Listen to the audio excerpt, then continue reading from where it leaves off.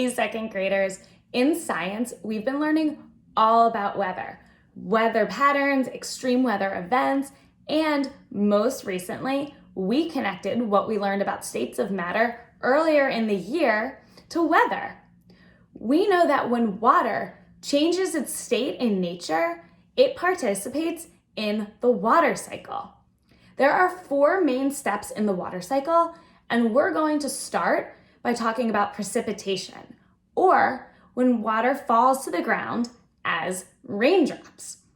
So, water vapor or steam in the clouds starts to precipitate or fall down to the ground when it rains.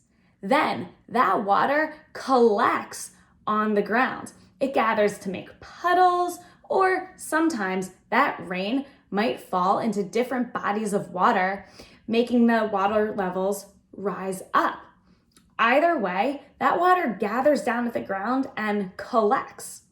Then, when the rain starts to stop, the sun comes out. The sun adds heat.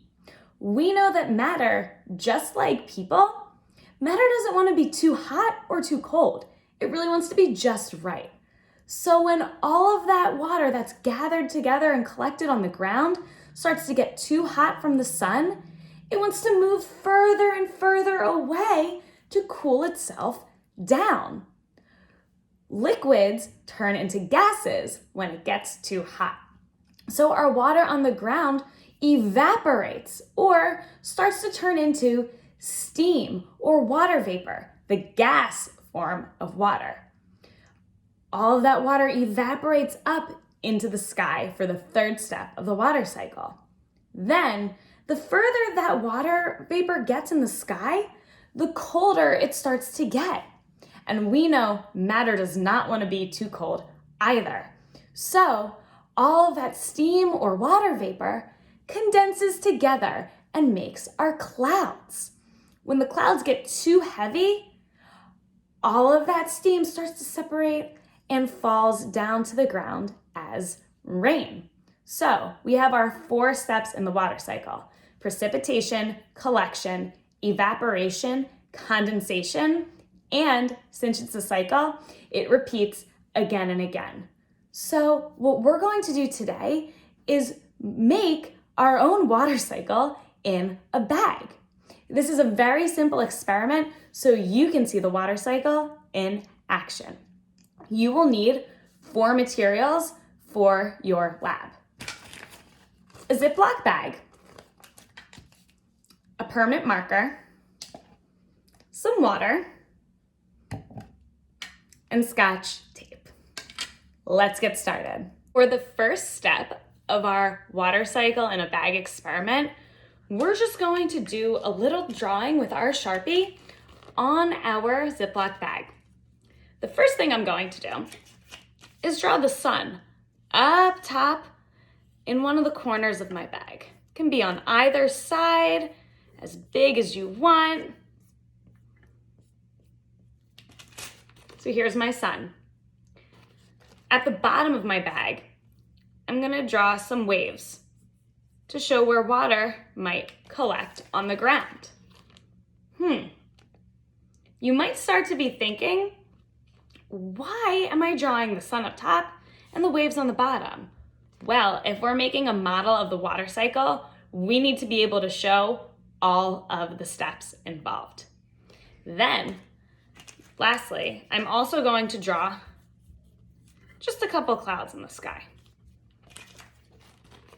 Now I have a model of what water cycle might look like. The next thing I'm going to do is put my marker down.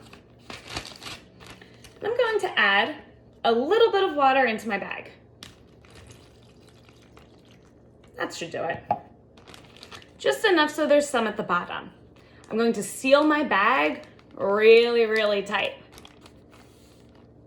You'll see that the water is collecting at the bottom of the bag right where I drew my waves.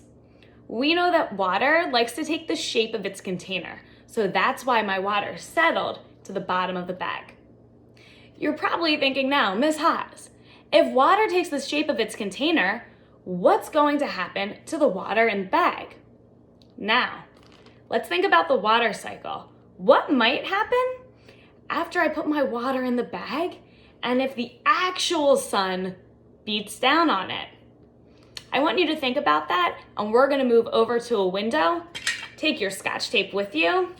Let's go. All right, friends, we've made our way over to the window. As you can see, I used my Scotch tape to attach my water cycle in a bag to my window. This way, the sun can really start to shine on the water that's collected at the bottom of the baggie. This way, the water will start to heat up as its temperature changes with the sun. Your goal, while we made our way to the window, was to really think about what would happen to the water at the bottom of the bag. Would it stay at the bottom of the bag because of the shape of its container? Or would a change happen as the sun starts to really heat that water up? Now, unfortunately for us, it's a little bit rainy outside. Looks like we're watching the precipitation portion of the water cycle in action. But if we leave our bag by the window for maybe the next couple of days, we'll start to notice some changes. Now, what you're going to do is write down your prediction on our exit ticket. Then we'll come back to it and check in on our water cycle in a bag during science class later this week. We'll make some notes as we see some changes happen. Thanks for watching.